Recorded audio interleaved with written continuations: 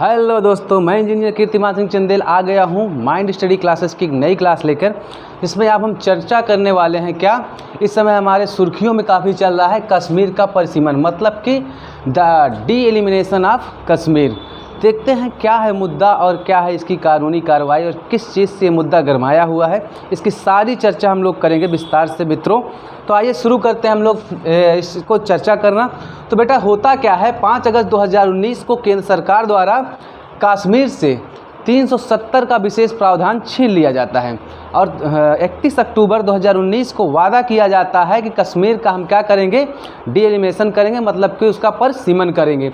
तो आज 1 साल 10 महीने बाद कश्मीर के डी एलिमिनेशन मतलब कि परिसीमन पे क्या हो रही है, चर्चा हो रही है, मतलब उस पर विचार विमर्श हो रहे हैं, जिसके कारण क्या हो रहा है, ये मुद्दा गरमाया हुआ है। इसके लिए होता क्या है, दिल्ली में कश्मीर के 7 पार्टियों के 14 नेताओं को बुलाया गया। क्या किया गया, कश्मीर के 7 पार्टियों के 14 नेताओं को बुलाया गया और उनसे इस बारे में चर्चा की गई हमारे केंद्र सरकार के द्वारा।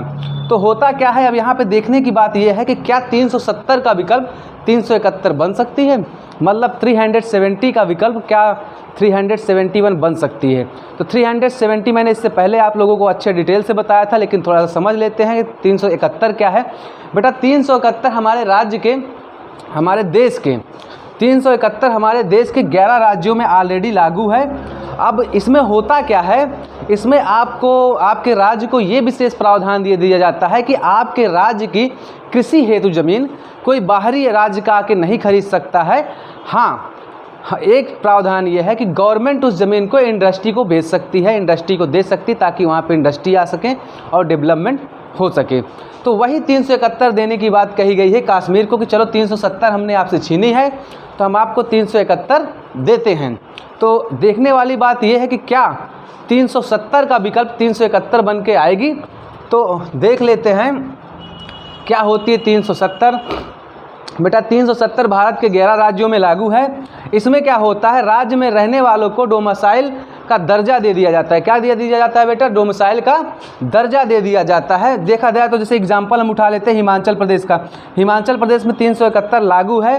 तो इसमें होता क्या है, गैर हिमाचली कृषि भूमि नहीं ले सकते हैं।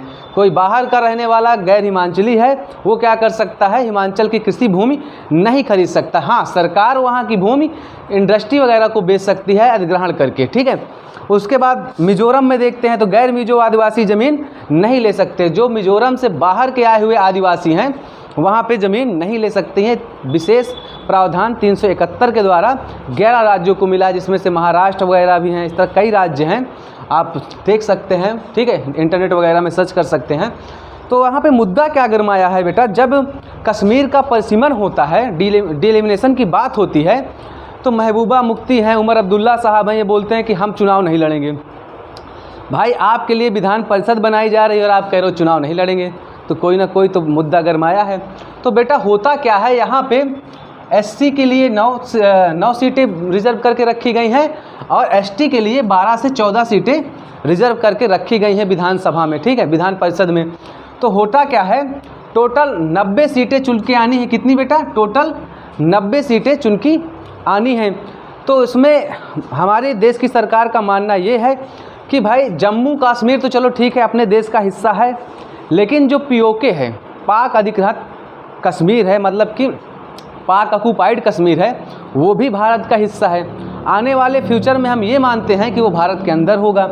अब अगर भारत के अंदर होगा तो वहाँ भी चुनाव करवाना पड़ेगा। तो हमारे जो देश के केंद्र सरकार है उसका मानना ये है कि 45% सीट किसको दे दी जाए, जम्मू को दे दी जाए, और 45% सीट दे दी जाए कश्मीर को, जिसमें से 30% सीट चली जाएगी पीओके के हिस्से में। तो यही मुद्दा गरमाया है कि ये महबूबा मुफ्ती जो लोग हैं ये कहाँ के हैं, कश्मीर से हैं। और कश्मीर क्या है बेटा, मुस्लिम बाहुल क्षेत्र है। क्या है, मुस्लिम बाहुल क्षेत्र है। तो सबसे पहला चीज़ तो ये देख लो कि एससी और एसटी वाली सीटें कौन लेके जाएगा, जम्मू लेके चला जाएगा, ठीक है। तो और बची कितनी सीटें इनके पास, 45%, जिसमें से 30% सीट पीओके की है।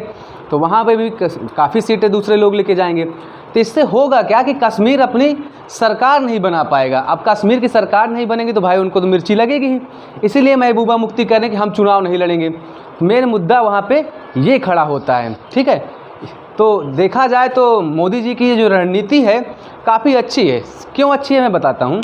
अब कश्मीर को कह दिया गया कि भाई हम पीओके के लिए भी सीट रिजर्व कर रहे हैं, ठीक है। अब आपको सरकार बनानी है तो अपने 45% को आप कंप्लीट करो। कहने का मतलब हम तो पीओके के लिए लड़ ही रहे हैं बेटा, अब आप भी आओ लड़ो। अगर नहीं लड़ोगे तो आपकी सरकार कभी नहीं बन पाएगी, फिर तो जम्मू ही सरकार बनाएगा और जम्मू ही अपने हिसाब से चलाएगा। तो यहाँ पे ये मुद्दा गरमाया है और इसीलिए महबूबा मुफ्ती कह रही हैं कि हम चुनाव नहीं लड़ेंगे। तो ये रहा सारा मुद्दा कश्मीर के परिसीमन का। बेटा आप लोगों को अगर समझ में आया हो तो इस पे हमारा कमेंट ज़रूर दीजिएगा हमारे कमेंट सेक्शन में, हम आपके कमेंट का इंतज़ार करेंगे। आप हमें हमारे टेलीग्राम ग्रुप स्टडी पॉइंट पे भी ज्वाइन कर सकते हैं, वहाँ पे हम आपको ढेरों नोट्स भी प्रोवाइड कराते हैं। और अगर ये सेशन आपको अच्छा लगा है, समझ में आया है, तो हमारे कमेंट सेक्शन में कमेंट करिए और चैनल को सब्सक्राइब करिए और लाइक करिए। मिलते हैं हम आपको दोपहर वाले सेशन में हिंदी व्याकरण लेके। तब तक के लिए बेटा हम आपसे लेते हैं अलविदा एंड जय हिंद।